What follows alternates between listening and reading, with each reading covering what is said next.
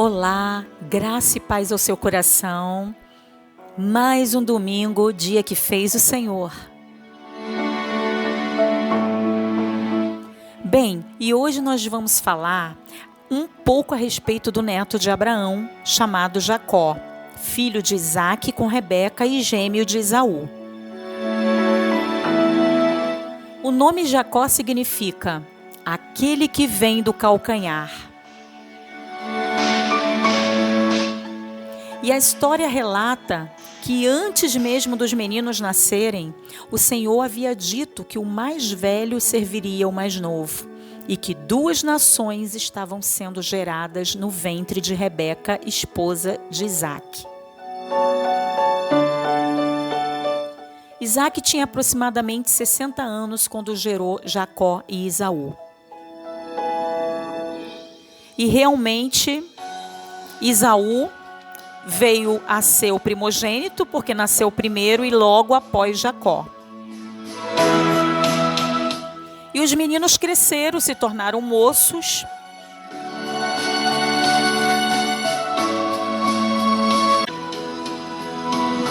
Mas o que eu quero falar nesta manhã com você é justamente sobre o encontro que Jacó teve com Deus. Vamos ler lá no livro do Gênesis, no capítulo 32, o verso 30.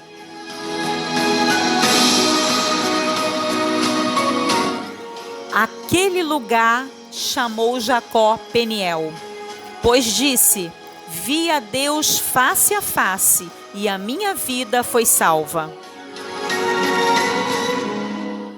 Jacó teve a sua vida poupada e a sua identidade mudada a partir daquele encontro com Deus. E até Jacó chegar a esse local, a ter essa experiência com Deus face a face, foram longos 20 anos de sua vida.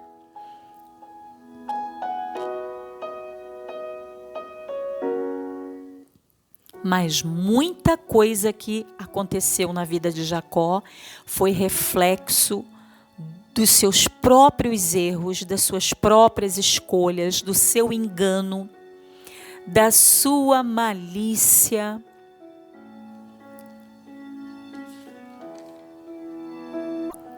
Bom, depois de Jacó enganar o seu irmão, tomando dele o direito da sua primogenitura, e após enganar o seu pai com guisado, se passando por Esaú, ele teve que fugir. E chegando a Harã, encontrando seu tio Labão, ali permaneceu por aproximadamente 20 anos. E ali se deu todo o processo na vida de Jacó. Ali ele começou a colher os seus frutos.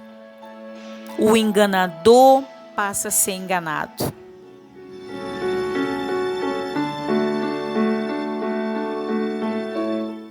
Mas Jacó já estava cansado de tanto engano, de tantas disputas. Ele resolve então pegar as suas esposas, os seus filhos, os seus servos, os seus animais, as suas ovelhas, e deixar Labão, pois já havia trabalhado 7 anos por Raquel e não havia conseguido casar com Raquel. Trabalhou mais 7 anos, até que então teve por esposa Raquel. Logo depois desses 14 anos, ele teve que trabalhar mais 6 pelas ovelhas. Bom, foram vários processos. E ele então resolve voltar à terra de seus pais. Mas havia algo que ele precisava resolver, que havia deixado no seu passado. Ele havia deixado um irmão muito irado com ele. E havia ainda ressentimentos, havia mágoas, havia medo, havia coisas que ele teria que tratar. Mas Jacó, ao deixar Harã e deixar Labão, ele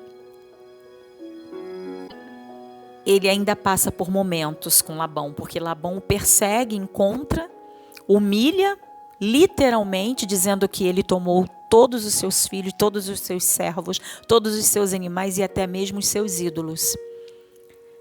Mas ele então resolve ir para Canaã, e Labão então o despede, e aí vem a outra parte, que é justamente o encontro de Jacó com Esaú.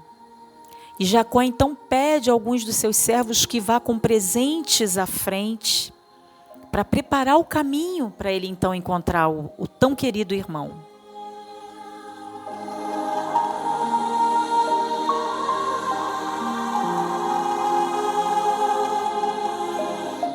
Mas mal sabia Jacó que algo de muito extraordinário estava para acontecer.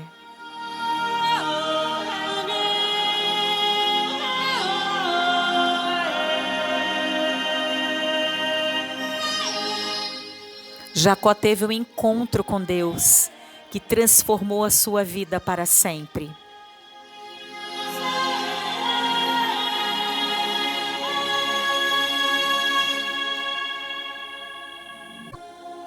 E Jacó, não sabendo qual seria a reação de Esaú, seu irmão, ao vê-lo, depois de 20 anos, ele então pede aos seus servos que se separem em 2 grupos, e chegando próximo ao Val do Jaboque, que era uma nascente que ficava no sul de Gileade, ele pede para que suas mulheres, seus filhos, seus animais passem. Ele deixou tudo e ficou só.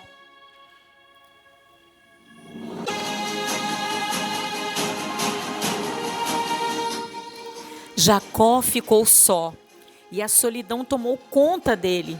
E eu acredito que aquele momento era necessário para Jacó.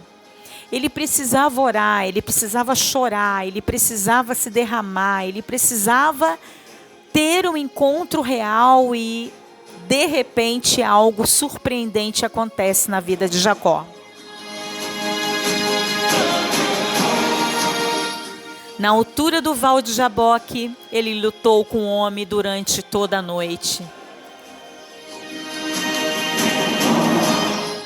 Jacó estava ali tendo um encontro com o próprio Deus, manifestado em forma humana. E ele disse: vi a Deus face a face e a minha vida foi salva.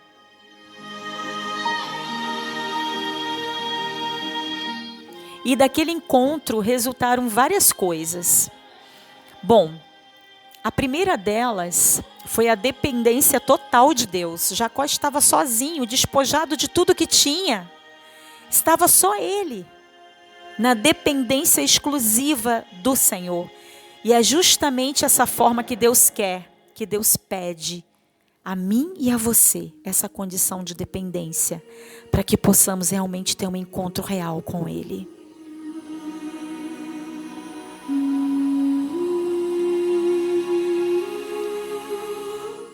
A segunda foi a mudança de caráter, a transformação.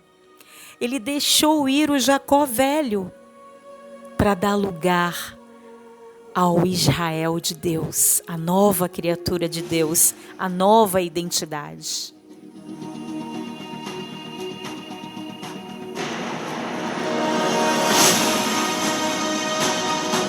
E observa uma coisa, o encontro dos dois foi numa nascente do rio Jaboque, sul de Gileade. Nascente me lembra purificação, água, transformação, renovação, batismo em águas, deixando o velho homem para trás e renascendo e dando lugar ao novo homem.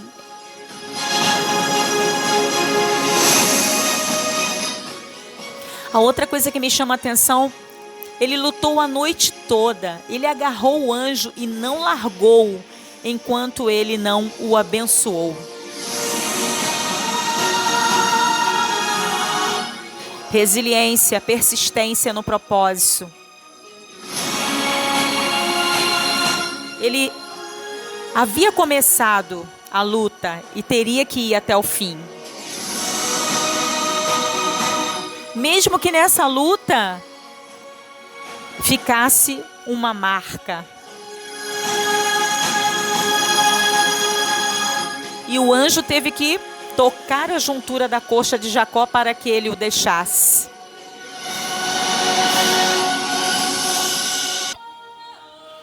Mas ele teve a sua experiência com Deus. E ele chamou aquele lugar de Peniel, que significa a face de Deus. Jacó deu esse nome à região onde teve a sua experiência, a sua primeira experiência, o seu primeiro encontro. A luta de Jacó com o anjo levou ao surgimento do povo de Israel. E Jacó lutou até o fim. Passou pelas trevas, foi toda a noite. E ele venceu os seus medos, os seus complexos, as suas culpas. A sua identidade foi mudada, glória a Deus. Jacó agora era Israel, transformado. A alegria que lhe faltava no rosto veio.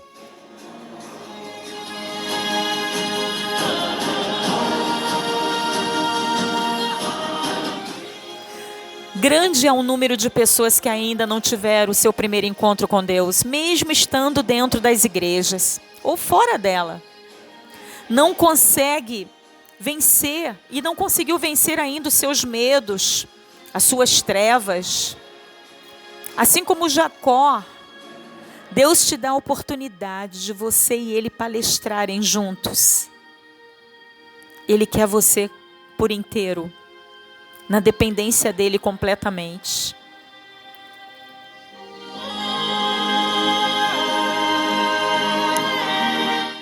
Dependa dele totalmente, limpe-se totalmente pelo poder da palavra.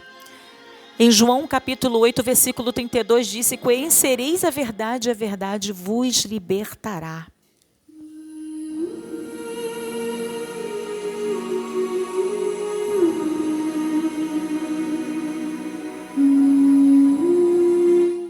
Talvez você esteja passando por uma experiência difícil, uma consciência ainda conturbada com tantas coisas, tantos medos. E você entende que algumas coisas você fez de errado. O apóstolo Pedro, ele fala o seguinte, em Atos capítulo 3, verso 19.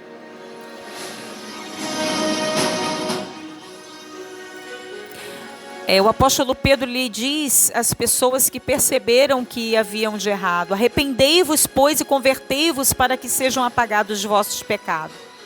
Quando você esconde o seu pecado e não está disposto a reconhecê-lo, você não poderá ser perdoado. E aí você não tem alegria. Mas em 1 João capítulo 1, verso 9 diz: se confessarmos os nossos pecados, Ele é fiel e justo para nos perdoar os pecados e nos purificar de toda a injustiça.